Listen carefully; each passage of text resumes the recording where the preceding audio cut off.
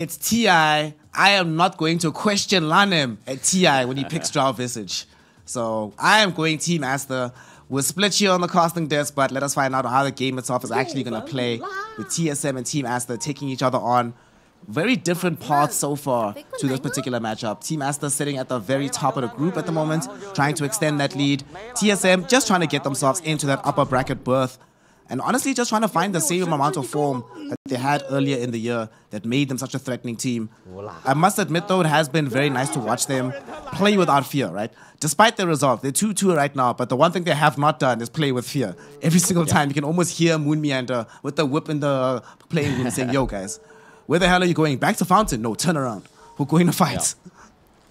And that's what I like when I see this this TSM roster when they're playing with pace, right? When they're just constantly just running around the map. Saberlight and Moon Meander, when they get together and able to just kind of run at some of the members they've been playing against, so that's when they look the best. So if they get an early Blink Dagger on Saberlight, if they get an early Blink Dagger here on Brile, they're going to have a lot of kill threat. But that's why Aster are putting themselves in a position now where if they can get a first blood here, if they're able to take down somebody like Tomato or even Saberlight, push them back a little bit in these lanes, they should have a good way of getting it done. I think the laning phase is going to be an interesting one. The Drow into the Mars lane is generally Drow favored, but I think the Dark Willow offsets that a little bit because Bramble Maze has been one of those spells that it's relatively easy to dodge in theory, right? You say, all right, you just don't walk on the circles, but everybody knows that sometimes the pathing in Dota can be a little bit whack. You click on a tree, you click on something else that's a little bit out of the way, and you get caught in a bramble. So TSM have some good ideas here to try and win their lane.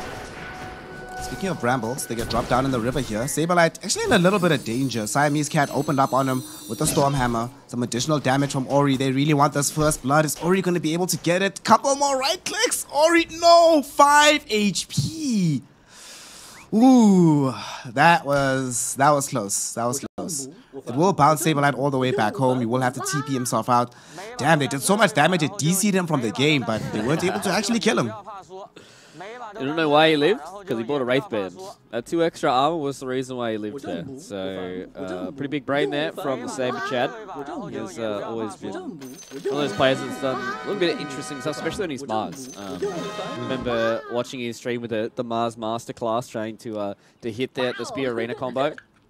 So, I'm interested to see how he looks in this game.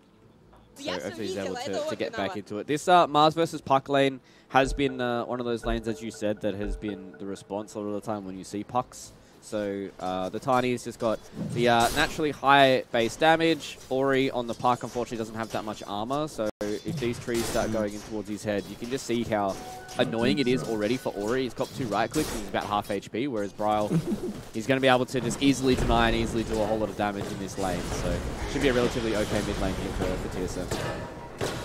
Yeah, it'll be fine. They're not going to really experience too many struggles. Down bottom, we see Tomato. This is a lane I would not want my greatest enemy to be playing into. Visage with Marcy. Jeez. Tomato should be able to farm. That's one of the primary strengths of this SF hero, right? One of the reasons we keep seeing him, especially so early in the drafts, is because of how much he can do in the laning phase. Almost had Moon Meander drop in the top lane, but he's fine. I say that, but he shows again. Siamese Cat does have Storm Hammer. Also has enough mana to cast it if he eats his mango. So Moon Meander does have to be a little bit careful, but all in all, it should be okay here. As we were talking about bottom, this lane not fun. Look at Tomato already struggling so much. If he eats one more Soul Assumption, he's actually in danger of dying. Dubu forcing XXX back. He might be trying to get this kill here. Doesn't have enough damage to make it happen. Unfortunately, he's only level 1, so can't have access to the Rocket Flare. Now he finds himself too far forward. This is why this lane sucks. Soul Assumption won't kill him, but next time it will, because they'll have more than just the dispose. They'll also have the rebound as well to hold him in position, eat it inside of his own cogs. Yeah, this Marcy Visage combination has been probably one of the dirtier combinations that we've seen throughout the entirety of today's sidekick on the Visage Familiars is always good. You can always rebound off the Visage Familiars as well. So once this starts getting towards the middle stages of the game, it's going to be a little bit scary. I really like what Team Aster are doing up against this lane of Mars and the Dark Willow, early on, their spells aren't that great, right? Like, you've only got access towards the Spear and maybe even the Bulwark, and same thing with the Dark Willow. You've only got access to 1 or 2 of your spells, and that's when it's really not that scary. So they're abusing the fact that Stormhammer plus the Frost Arrows is a very, very hard time for this Mars and Dark Willow to deal with, and that's where they're going to get their advantage. If they can get a few more levels up on top of the Mars, on top of the Dark Willow, then this very scary lane combination can actually be dealt with relatively okay. So I like what Team Aster are doing in their lane so far, and they're coming out on top on the last instance and eyes. So Team Aster looking good here, Timid's in. Yeah, looking good in pretty much all of their lanes right now. Mid is going well for them as well with the advantage towards the puck and CS. He is lacking in the denial department, but only a couple of them, so not that big of a deal at this stage of the game. Monet, erstwhile, just really getting farm and bottom. Oh my god, what a time to get a first blood. Tomato. They actually chase them and they get the kill. All right, Mossy, Visage. There's a reason we've seen this lane combination, this duo, so many times already at TI. It's quite strong. It's quite strong. And bringing down the Shadow Fiend, this is a hero that we normally see having a dominant start to his games. So being able to curtail that a little bit.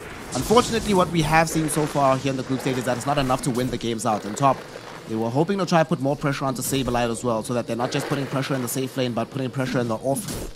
And although they don't get the kill, yet again, it's Saberlight forced to get some additional regen, ferry in some kind of sustain for himself, and not able to really approach the lane. And that gives freedom to the Drow Ranger. Look at her CS. She's pretty much free farming for the most part, and unfortunately, they can't really muscle back the Siamese Cat's Fed. He's a bit too tanky. In fact, Saberlight, be careful. Multi-shots are coming in, down to 100 HP. Not going to die just yet, but still, it's already becoming very clear that Team Aster are going to get most of what they want out of this early game, and TSM, it's up to them to try and make the rotations to stop it. Yeah, very, very strong lanes coming in here from Team Aster. Really... Tomato? Tomato? Oh, no. He died again. They're about to give a double kill potentially. They're charging up these soul assumptions. XXX, can he find the range? Yes, he can. Gets the double kill off the clockwork as well. Uh-oh. This is, well, yesterday you were complaining about why Visage looks so lackluster. Why is he not winning games? I think he might end up winning this one. As the top lane, Moon Meander also getting a quick kill onto this young, or being killed as the Dark Willow. Saberlight probably going to end up dying as well, being walked down by Monet. Double kill for the Sven, double kill down bottom. Fluke, what on earth is happening to the laning phase of TSM?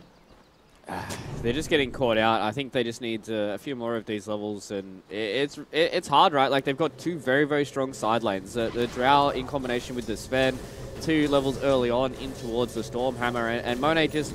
This is the reason why you pick these kind of tanky position 5s when you have a Drow Ranger, right? If the Drow Ranger is completely untouched, doesn't do anything, at least they're maybe going to get something back okay. So Tomado's able to at least get one back there onto Baboka, but these lanes are just so strong that come in from Team Aster, and it's very, very hard for TSM without levels to try and contest these lanes, and that's where like TSM's really just hoping to have a good mid game.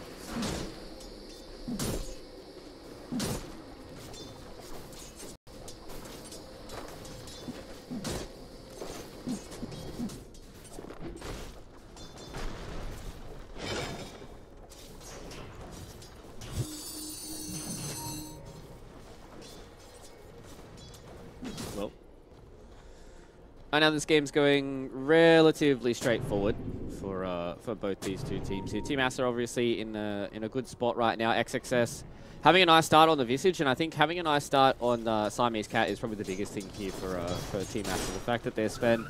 Usually when we see these weird kind of position 5s, it's very hard for us to get them into a good position because they need, you know, a lot of levels to try and be scary, right? Like, you need this Sven to have a lot of levels in that Warcry, to have a lot of levels in that Stormhammer as well. So now that he's gotten to a point where it's 6 minutes in, he's level 4, getting ever close to that level 5, you're pretty happy if you're Team Aster, just because you're going to be able to transition quite easily towards that mid game.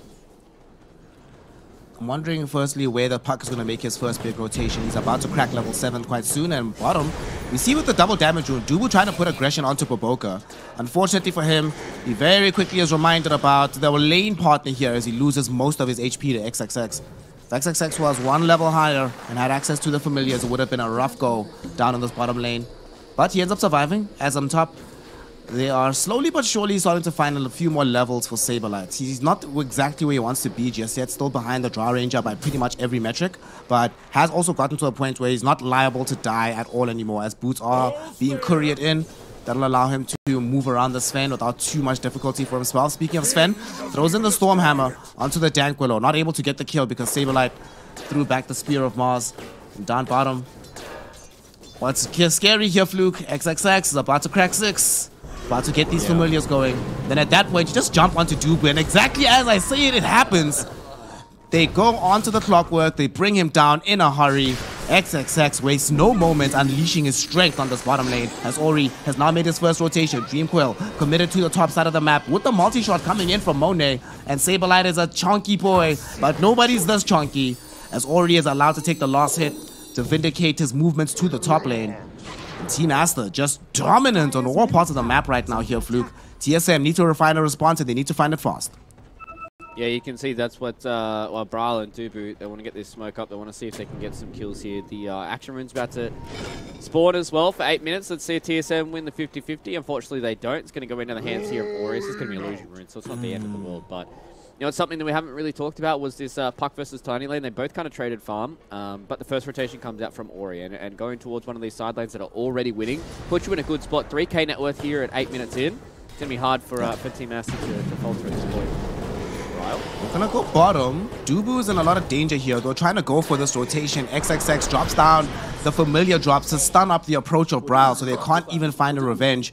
Actually, Baboka saved that entire fight because he broke the smoke in the river when they were trying to check for the runes. So he knew the clockwork was coming, could warn XXX in advance, be prepared for this, make sure the familiars are nearby when I go for this engagement. They're not done just yet. Brawl's been scouted now.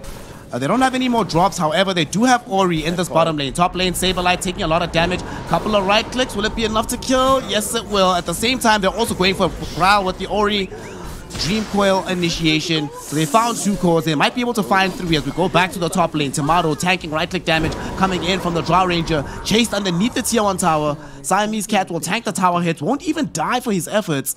As all 3 cores die in all 3 lanes. Fluke. This is not in the script. I didn't see this happening today. Team Aster. What did they have for breakfast, man? This is another kind of performance coming in from them. Yeah, it kind of feels like they're just playing a little bit cleaner than what TSM were. In that last kind of engagement towards bottom, you can see when Brawl, pardon me, made their rotation towards bottom, he wanted to kill XXS. Like, you can understand that he didn't want to try and commit everything to try and just kill Marcy there. He wanted to get the Visage, and they walked around the corner, XXS, beautiful positioning of the birds, dropped them down on his head, and they couldn't really do much. And then they just understand that they don't really have to worry about cooldowns. The only real cooldown they have to worry about is the Dream Coil. So if Ori has that in his back pocket, they're going to walk around and they're going to get some kills. And I think at this point, TSM, they have to try and find a good way for them to get one of these team fights going, and this is not the way you want to start it. Especially not with Ori having Dream Coil back online once again. They don't even need to commit it to kill Tomato. In fact, they might use it to kill Brawl as he's been caught in with this rebound in this mid lane. They let him go. Moon Meander buys space and time with the Dark Willow Bramble Mazes. But nonetheless, Team Aster just keeping the pressure out onto TSM in every measure possible. With this death on Tomato, I'm not sure they can pressure the full tower, but they do have a Sea Dragon Wave, can put some damage onto it. This is starting to get a little bit scary. And I'm looking at these net worths. Now that I see here, I see this Visage, XXX Visage, very far on top. And now these 2 supports trying to chase down Moon Meander, go into the Shadow Realm to survive. And I think you should be able to get close to the tier 2, but the question is, will there be reinforcements because they dispose him back? Ori shows up as well. So it's not just a 2-hero gank squad. Ori's like, well, if I can't kill the tower, I might as well kill a hero. As he goes to that top lane. They're going to steal the stack as well. Yeah. Feels bad. This is just depressing coming in from TSM. It's not the way that you wanted to start your day number 2 here. Bit of a demoralizing game number 1. Aster just running around the map. It's not something I really talked about, but they have such low cooldowns.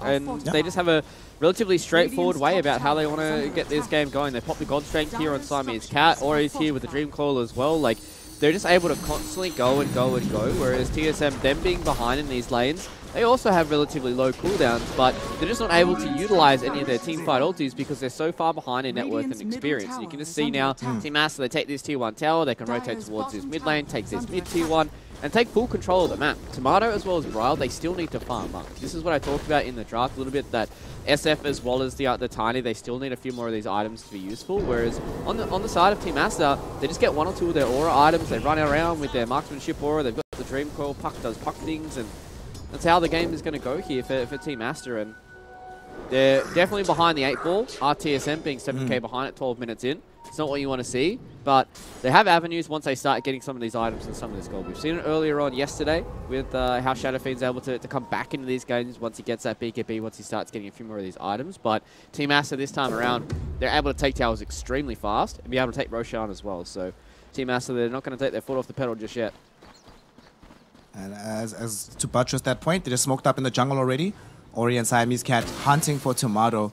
He's right in front of them, farming a camp, but he's a little bit too safe. I'm not sure they want to go on him. Ori, goes high ground, and he sees and breaks the smoke on everybody who is low. He will be able to immediately escape to his side of the map, and they really want to chase him down. Saberlight catches him, though, with the arena. The spear as well was there to connect, and Bryle finds him with the avalanche. That's a pretty huge kill. Moonbiander gets the gold, but Bagoka coming in for some quick revenge to stun him up, and they immediately bring down Saberlight on the other side. Now, who is going to be on the retreat first? TSM, they're caught in behind the tier 1 tower here, but they toss back the Siamese Cat's Fen into the Tomato Requiem. So there's 2 heroes already brought down. Great fear coming in from Moon Meander as well. With the Terrorize, and now trying to put in damage is going to be XXX turning around with his familiars as they brought back with the Sven. As soon as they do, TSM immediately retreat. Moon Meander had access to the full Bedlam, but he's like, rather not die in this situation. So a 2-for-2 exchange with a buyback from the side of Team Aster. However, they do get a tier 1 tower out of it. Who wins at the end of this one here, Fluke? Oh, you're definitely feeling a lot better if you're TSM. Being able to catch that Ori, there was a nice little arena of blood there that came in from Saberlight. They got the cute little combination of the toss on the Siamese Cat into the Requiem, but now with the Roche starting to open up for Team Aster, this game it's getting a little bit harder. If they were much more even on the net worth, I feel like that team fight would have been all TSM all day. Massive hook shot that came in from Dubu, caught 2 heroes inside of it, but as soon as the Wraith Pack goes down, you can see that just because they're lacking so much net worth, it's so hard for them to get these kills. So going back into real life, we have just seen Team Aster claim an Aegis, and now they've killed already Moonmeander. Bryle's next on the chopping block. He got disposed into the rest of the Team Aster lineup. He wasn't able to get himself away in time. Oh my gosh, that is heartbreaking for TSM. Losing Bryle so soon after losing an Aegis. This is supposed to be the time he's supposed to be finishing the Blink Dagger so that at least once the Aegis expires, you can have some counterplay options. Well, that hurts. Team Aster sort of reasserting themselves after the slight disaster that happened in the previous fight. Yeah, it was a little bit unfortunate there for Bryle. He tumblers toyed forward. I think he was maybe trying to go to the side, maybe trying to help out Moonbiander by tumbler toying in and getting the avalanche, but he got bird stunned instantaneously. So sometimes things like that just don't work out, and sometimes games like this as well, it just feels like everything's going against you, right? Like they are definitely really far behind right now, RTSM. They're doing a good job at trying to find some of these avenues that they can get in. Saberlight always has the Arena of Blood. He's getting closer to his first couple of items. He's going to go for the Wraith Pack here in response to the Wraith Pack coming in from XXS. But Tomato's able to get towards his BKB. Maybe if Bryle has his Blink Dagger, they're going to have some angles, but Team Aster are playing this perfectly right. They understood. They win a team fight. They go in towards Roshan. They do expend so much there on TSM to be able to get us to go down. And now with their Aegis, they're just walking around as this ball. Ori's just being able to push out so many of these waves. He doesn't really have to worry about being caught out. They're taking tier 2 tower. They're going to be able to take over this entire jungle area as well. Go for the tier 2 tower mid, and maybe in the next Aegis or two, they're going to be able to start knocking on high ground. It looks like Aster will start knocking on high ground right now. Oh, wow. Aegis or two, my friend. They're using this particular Aegis.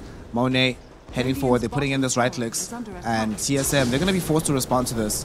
They're not TP on Bryle just yet, but he's going to have to make his way down bottom. As they're putting this pressure out. Tier 3 tower already down to half HP. It doesn't seem like they want to leave just yet. Monet getting access to the sidekick. But I think now is probably the time to jet. They've done enough. Half HP on a tier 3 tower pre-20 minutes. That's a pretty good job. So, no stress, no fear. They've got a Blink Dagger as well from Ori, so they can try and fight elsewhere on the map. What I find very interesting about this here, remember yesterday's game with RNG, where they try to go for this massive push strat as well?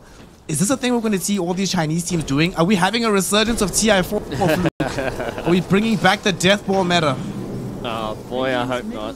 Especially not if we get into the finals and someone last picks the Venom yet, so that could be a bit of a question mark. But I think these Chinese teams are really showing us how strong these lanes can be, and obviously with Siamese Cat now picking up the Aghanim Shard, it's just shows how strong some of these ball compositions can be, and it's all about putting the onus on the enemy team, right? If it's pretty straightforward for you to end the game and have your game plan going forward, obviously they just want to have XSS, have a good time. You know, Monet's just able to get his items, play Drow Ranger, and you know, you've always got a puck in the back lines to have that extra bit of team fight going for you. If you make it as simple and as straightforward as you possibly can, then it just makes games, you know, winning games of Dota super simple, right? Because you're the one that doesn't have to worry about all too many things. You're the one that doesn't have to, you know, worry about getting these insane kind of combinations, as we see Tomato having to requiem just to keep himself alive.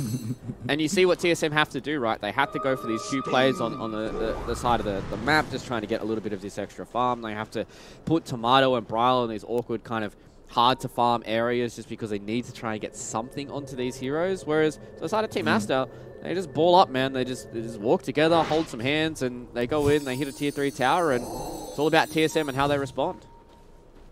The response from TSM will be to try and juke with Saberlight down bottom, but he will find himself getting caught and killed. Unfortunately, he also lacks buyback. They don't know that, though, on the side of Team Aster. But most of his money that he has right now, he has committed to trying to finish this Wraith Pact. Already has the Vlads picked up. They smoke up instantly on the side of Team Aster.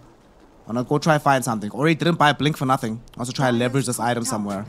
The Boca might be the first one to scout these heroes out though, Fluke. They don't have a ward placed down, however, so they are unaware that Bryle and Dubu are occupying their jungle at current. But sadly, look who they found. Tomato. Look who's top. It's Tomato. And he committed the Requiem, like you mentioned, to try and escape earlier on. Might not have that option. 8 seconds until he has a TP, but it's nighttime. Wow, Dota is such a cool game. Tomato, oh, he didn't go forward. They pinged him. I think they know. But there's reinforcements nearby. Bryle and Dubu are here. Team Aster not confident. They don't have clear vision on all these heroes, so they will not make this a very full-throated jump. That came very, very close, though. If that was daytime, he's 100% dead at that time. Yeah, you saw XSS just tried his best with the other Visage Familiars to try and split them up to see if he can find them over the trees. But TSM, they're doing a good job at slowing this game pace down, just really trying to pick apart Team Aster, who are not the most mobile kind of team. You know, they don't have something that is, you know, along the lines of like an Ember Spirit with boots of travel or something along those lines. They kind of have to stick together in this awkward ball and just kind of walk around the map. They are still getting a lot more out of the map than what TSM are, but TSM are doing a good job at just kind of picking them apart, slowing this game down. Tomato's getting close towards that BKB. That might be a timing that they're able to play around with. They can start getting a few more of these levels, a few more of these item timings as well, as long as they don't just lose out on some of these heroes and just give up certain parts of these maps. At the end of the day, as Loda famously said, the game's not over until the Ancient dies. So as long as they can continue to stay in this game, as long as they can continue to accrue a bit of this farm, we've seen what Shadow Fiends can do in the past.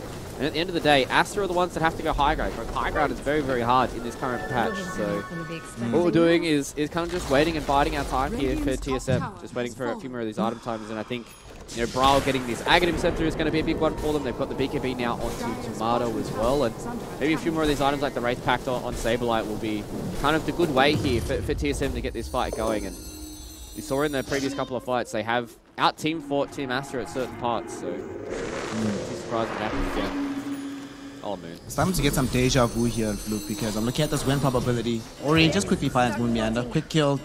I mean, to be fair, Ori needs a Kaya, man. That stuff doesn't come for free. So shout out to Moon Meander for contributing to the Kaya fund. But yesterday we saw a 96% game being won out by a Shadow Fiend as the game went later and later. We're now at 97% win probability rather, for the side of Team Aster. If yesterday has taught us anything, is that stat means absolutely nothing. Completely irrelevant.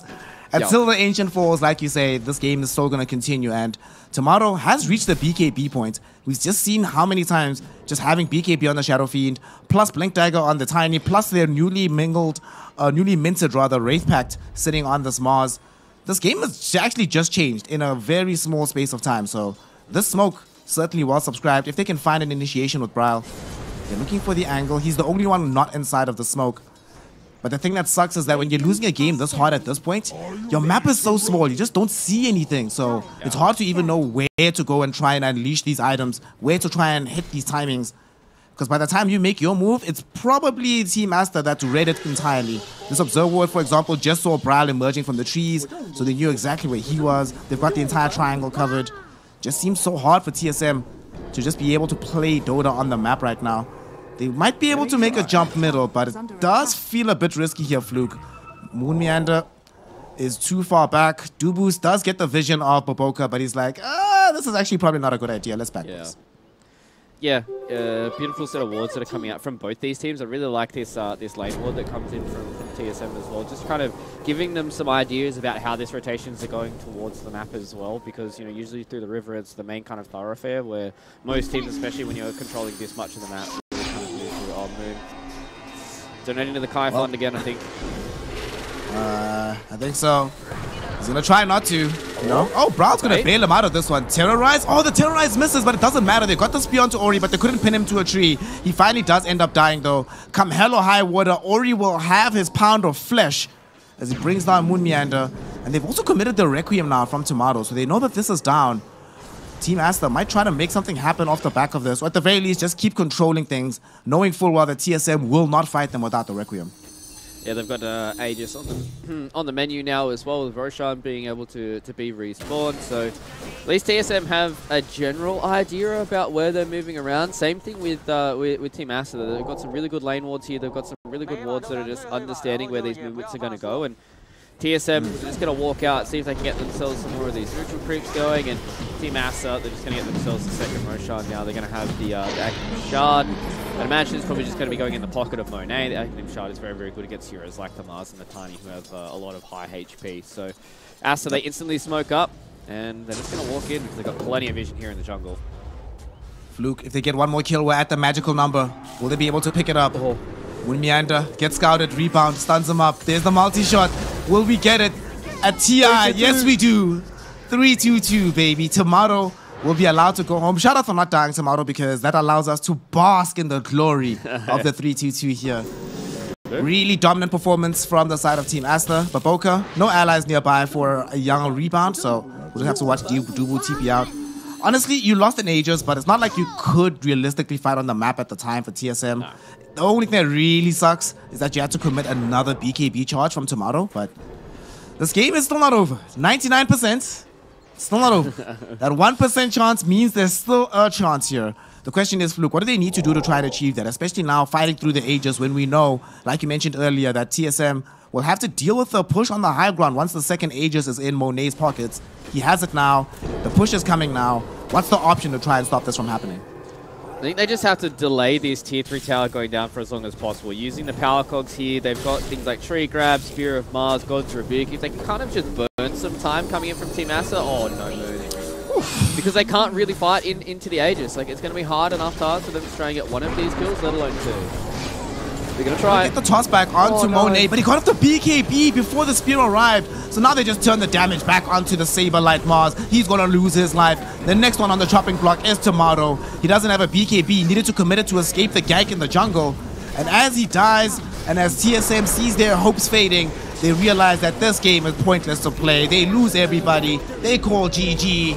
And Team Aster claim game number 1 here in the second day of the lower bracket. Why am I saying the lower bracket? The group stage, my bad. That game confused me. Like, I got beaten in that game by Team Aster. That was a lot. That was massive amounts of death ball push coming in from them. They kept TSM pretty much from being able to get